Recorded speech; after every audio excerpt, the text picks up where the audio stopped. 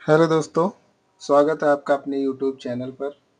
आज हम बात करेंगे क्रिया शरीर के मोस्ट इम्पॉर्टेंट टॉपिक है ये, और ये बेसिक इन्फॉर्मेशन है क्रिया शरीर के।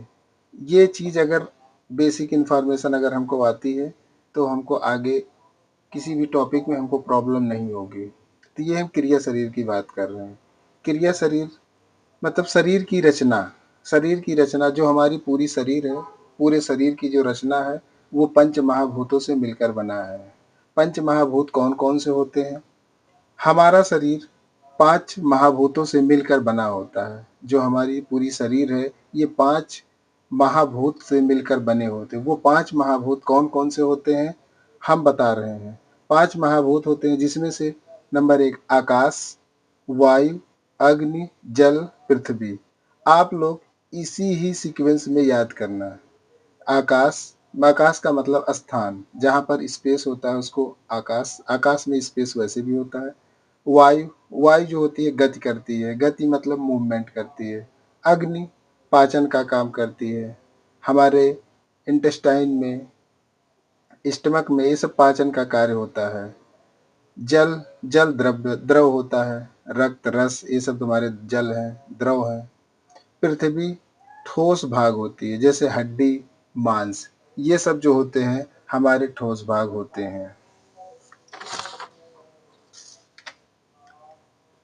हम बात कर रहे हैं दोष। हमारे शरीर में दोष पाए जाते हैं। दोष जो होते हैं वो तीन प्रकार के दोष होते हैं। दोष क्या होते हैं? दोष तीन प्रकार के होते हैं, जिसमें से नंबर एक वात, पित्त, कफ, ये हमारे दोष होते हैं। ये हमारे शरीर में दोष होते हैं। दोष वात, पित्त, कफ, आप याद कर लेना। वात, पित्त, कफ। वात का मतलब जो है गति, संचार, मूवमेंट करना। जो हमारे शरीर में गति होती है, संचार होता है, मूवमेंट होता है, उसे वात कहते हैं। पित्त क्या होता है? पित्त का काम होता है पाचन करना, जैसे मेटाबॉलिज्म का काम करना। ये सब हमारे पित्त का कार्य होता है। कफ का कार्य स्निग्धता, स्नेहन, स्थिरता, ये सब जो होता है कफ का कार्य होता है। हम बात कर रहे हैं धातु की। धातु क्या होता है? ये शरीर के ऊतक होते हैं। अगर हम धातु की बात करें तो ये शरीर के ऊतक होते हैं। और धातु जो होते हैं वो 7 प्रकार के होते हैं, जिसमें से रस, रक्त, मांस, मेद, अस्थि, मज्जा, शुक्र, ये धातु होते हैं। हमारे पूरे शरीर में 7 प्रकार के धातुएं पाई जाती हैं, जिसमें से रस, रक्त, मांस, मेद, अस्थि, मज्जा, शुक्र। आप ऐसे इसको याद करना। मल होते हैं, हमारे शरीर में मल भी पाए जाते हैं। मल क्या होते हैं? ये अपशिष्ट पदार्थ होते हैं। मल अपशिष्ट पदार्थ होते हैं। मल मुख्य 3 प्रकार के होते हैं, जिसमें से एक पुरीस, मूत्र, पुरीस, मूत्र, स्वेद। पुरीस का मतलब मल, जो हम मल त्याग करते हैं उसे हम पुरीस कहते हैं। मूत्र का त्याग करना मूत्र कहलाता है। पसीना जो हमारे शरीर से, बॉडी से जो पसीना निकलता है उसे हम क्या कहते हैं? उसे हम श्वेत कहते हैं। और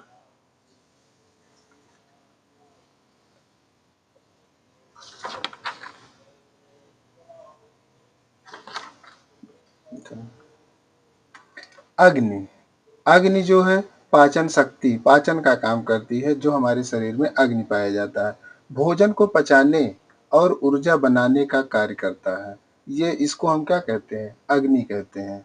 अग्नि के प्रकार होते हैं, जैसे जठराग्नि, धात्वाग्नि और भूताग्नि। ये हमारे शरीर में अग्नि का काम करते हैं। कुछ मुख्य सिद्धांत होते हैं हमारे शरीर में। कुछ मुख्य सिद्धांत है, जैसे साम्य अवस्था मतलब बैलेंस। अगर हमारे बॉडी में दोष, धातु, मल, अग्नि का संतुलन पूरा समान रूप से अगर बना रहेगा, अगर हमारे पूरे शरीर में, पूरे बॉडी में दोष, धातु, मल, अग्नि, अगर ये सब सामान्य अवस्था में पाए जाएंगे तो हमारा शरीर स्वस्थ रहेगा। इसे ही साम्य अवस्था कहते हैं। यही साम्य अवस्था होती है। साम्य अवस्था में जैसे दोष, दोष क्या होते हैं? दोष हमने आपको पीछे बता दिया, दोष क्या होते हैं। धातु हमने बता दिया, 7 धातुएं होती हैं, 3 दोष होते हैं। मल 3 होते हैं। अग्नि, अग्नि अभी हमने आपको बताया। इन सब अगर ये सब चीजें हमारे बॉडी में बैलेंस रूप से होती हैं, सामान्य रूप से होती हैं, तो इससे हमारा शरीर स्वस्थ रहता है।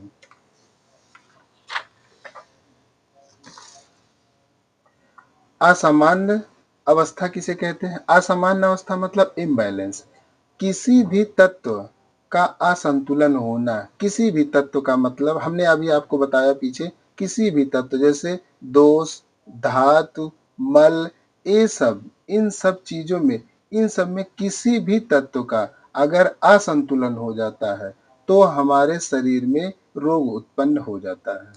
ये ध्यान रखना। त्रिदोष क्या होते हैं? त्रिदोष के सिद्धांत। त्रिदोष क्या होते हैं? शरीर की सभी क्रियाएं तीन दोष पर नियंत्रित होती हैं। हमारे शरीर में तीन दोष पाई जाती है। तीन दोष में शरीर की जो सभी क्रियाएं होती हैं वो हमारे तीन दोष पर नियंत्रित करती हैं। जैसे वात, पित्त, कफ, ये हमारे शरीर में तीन दोष होती हैं। वात, पित्त, कफ। ठीक है, आप ऐसे याद करना, वात, पित्त, कफ। ठीक है, वात, पित्त, कफ, इसको कहते VPK, वात, पित्त, कफ। अग्नि का सिद्धांत क्या होता है? अग्नि ही जीवन का आधार है। जो अग्नि है यही हमारे जीवन का आधार है। अग्नि का काम क्या होता है? पाचन करना, ऊर्जा, मेटाबॉलिज्म, हमारे बॉडी के अंदर जो पाचन, ऊर्जा, मेटाबॉलिज्म, इन सब का जो कार्य होता है अग्नि ही करता है। ये सब अग्नि पर निर्भर करता है। इसलिए इसीलिए इसको हम क्या कहते हैं? जीवन का आधार मानते हैं इस अग्नि को। अग्नि को हम क्या मानते हैं? जीवन का आधार मानते हैं। धातु पोषण सिद्धांत। धातु पोषण सिद्धांत क्या है? एक धातु से दूसरी धातु का निर्माण होता है। मतलब इसका कहने का मतलब यह है, एक धातु से, हमारी धातुएं कितनी होती हैं? 7 प्रकार की धातुएं होती है, जिसमें से रस, रक्त, मांस, मेद, अस्थि, मज्जा, शुक्र। ठीक है, ये हमारी 7 धातुएं हैं। 7 धातुओं में एक धातु से दूसरी धातु का निर्माण होता है।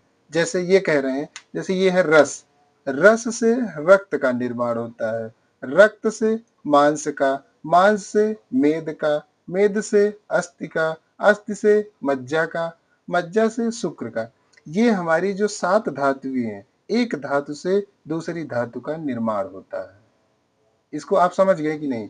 एक धातु से दूसरी धातु का निर्माण होता है। जैसे रस से रक्त बना, रक्त से मांस बना, मांस से मेद बना, मेद से अस्थि बना, अस्थि से मज्जा बना और मज्जा से शुक्र बना।